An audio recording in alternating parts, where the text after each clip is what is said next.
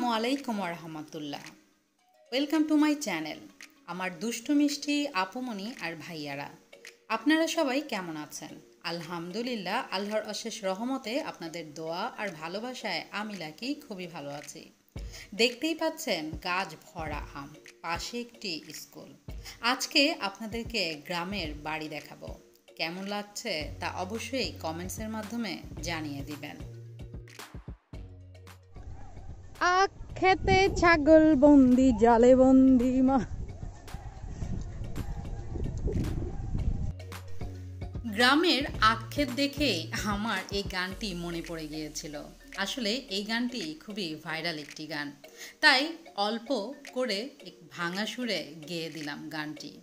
দেখতেই পাচ্ছেন এগুলো হচ্ছে আখ, আর আমাদের ঢাকাইয়া ভাষায় বলা হয় গ্যান্ডারি। আমরা ছোটবেলায় অনেক খেয়েছি, এখনও মাঝে মাঝে খাই, তবে কম। এখনের বাচ্চারা তো গ্যান্ডারি বা আখ খেতেই চায় না। এই গ্যান্ডারি বা আখ থেকেই কিন্তু আমরা চিনি উৎপাদন করি। তবে আমার আজকের এই ভিডিওটি কিন্তু আপনাদেরকে আখ দেখানো বা গ্যান্ডারি দেখানো নয়। আজকে আপনাদেরকে দেখাবো গ্রামের সাধারণ একটি বাড়ি। সেই বাড়ির ভিতরের ঘরগুলো কেমন হয় সেটি আপনাদেরকে দেখাবো।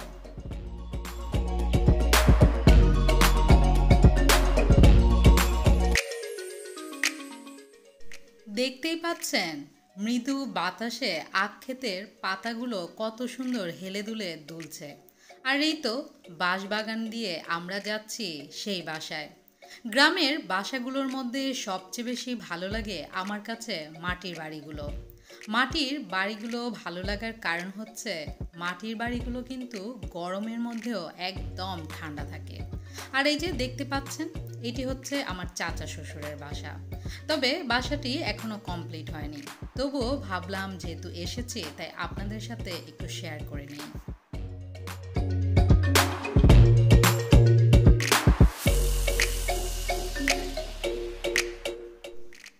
গ্রামের টিন সেট বাসাগুলো দেখে আমরা অনেকেই ভাবি টিন সেটের বাসা, কিন্তু গ্রামের কিছু কিছু টিন সেটের বাসা আছে যেগুলো কিন্তু ঢালাইয়ের থেকেও বেশি খরচ যায়। যারা গ্রামে বাড়ি বানিয়েছেন সেই আইডিয়াটা তাদেরই আছে। তবে ওই যে আমি বললাম, আমার কাছে মাটির ঘরই বেশি ভালো লাগে। আর এই যে দেখতে পাচ্ছেন বাসার চারদিকে এমন ডাবের গাছ রয়েছে, সুপারি গাছ রয়েছে, আম গাছ, কাঁঠাল গাছ, বিভিন্ন ধরনের ফল গাছ থেকে শুরু করে অনেক গাছ দিয়ে ঘেরা এই বাসাটি।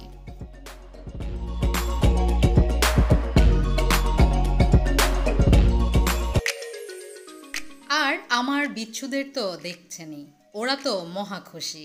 খুশি হবেই বা না কেন, ওর মামনি যেমন গ্রামীণ পরিবেশ, গ্রামের মানুষদের খুব বেশি ভালোবাসে, তেমনি ওরাও গ্রামে ঘুরে বেড়াতে অনেক বেশি ভালোবাসে।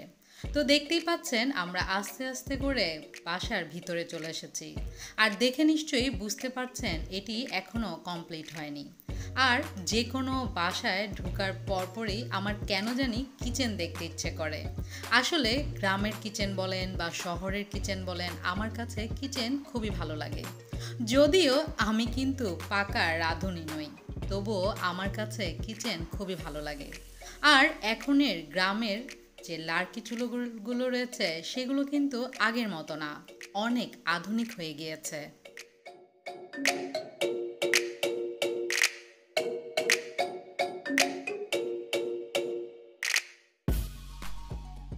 বাসাটা এখনও কমপ্লিট হয়নি, তবে আমি অনেক গ্রামের বাসায় গিয়েছি। তারা তাদের ঘরগুলো যেভাবে সাজায় দেখে আসলে মন প্রাণ একদম ভরে যায়।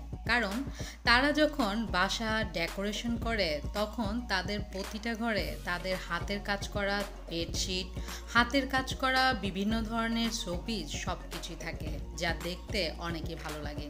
আর এই তো দেখছেন এটাই হচ্ছে কিচেন, আর এই যে এটাই হচ্ছে লার্কি চুলো। আমি যখন লার্কি চুলা দেখি তখন আমার কাছে ভালোই লাগে। আর লার্কি চুলার খাবার তো অনেক ইয়াম্মি।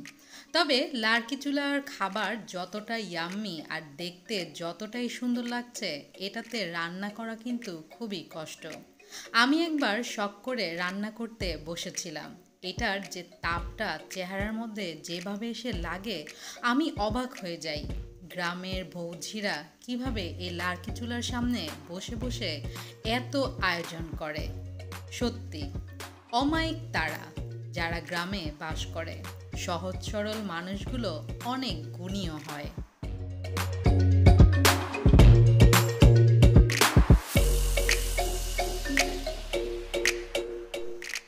গ্রামের বাড়ি ঘোরাতে ঘোরাতে দেখাতে দেখাতে আমি ভুলেই যেতে পারি পুরাণ কথাটি। তাই পুরনো কথা নতুন করে বলে নেই। আপনারা যারা আমার ভিডিওটি আজকে প্রথম দেখছেন তারা অবশ্যই আমার চ্যানেলটি সাবস্ক্রাইব করে বেল আইকনটি ক্লিক করে রাখবেন। যেমন আমি এমন সুন্দর সুন্দর ভিডিও দেওয়ার সাথে সাথে সুন্দর সুন্দর কমেন্টস আপনারা আমাকে করতে পারেন। আর হ্যাঁ, লাইক দিতে কিপটামি করা যাবে না।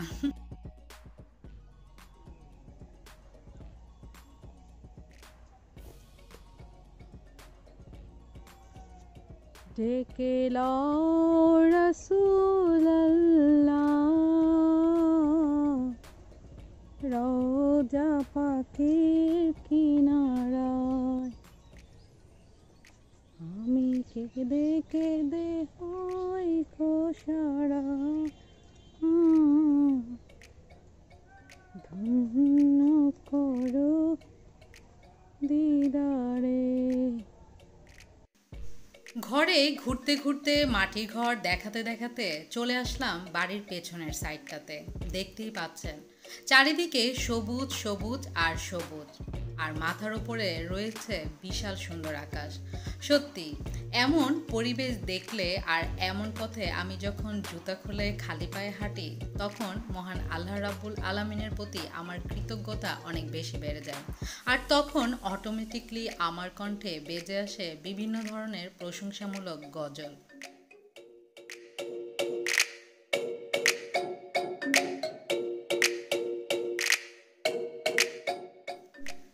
অনেকের নাকি গ্রাম ভালো লাগে না, জানি না কেন, তবে আমার কিন্তু গ্রাম অনেক ভালো লাগে। তাই তো আমি যখনই সময় সুযোগ পাই ছুটে যাই শ্বশুর বাড়ি মধুর হাঁড়িতে। আর গিয়ে সবার সাথে অনেক অনেক মজা করি। সেটা তো আপনারা জানেনই, আর আমার ভিডিওর মাধ্যমে দেখেই নিয়েছেন। এমন খোলা পরিবেশে ওই যে বড় বড় যে গাছগুলো দেখতে পাচ্ছেন এগুলো হচ্ছে আম গাছ।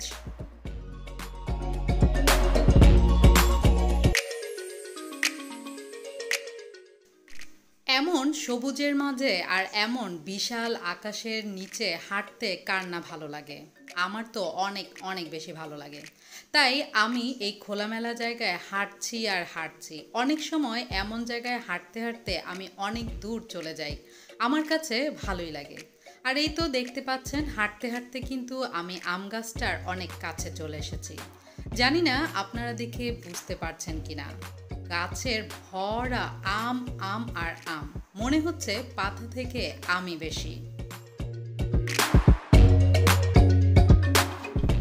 যারা গাছ থেকে পেড়ে আম খেতে চান তারা দেরি না করে চলে আসতে পারেন সিলেটের হবিগঞ্জ আমার শ্বশুরবাড়ি মধুর হাঁড়িতে, আর খেয়ে যেতে পারেন নিজ হাতে আম পেড়ে।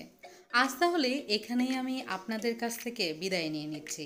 যে যেখানে আছেন ভালো থাকবেন, সুস্থ থাকবেন, সুন্দর থাকবেন। আল্লাহ হাফেজ।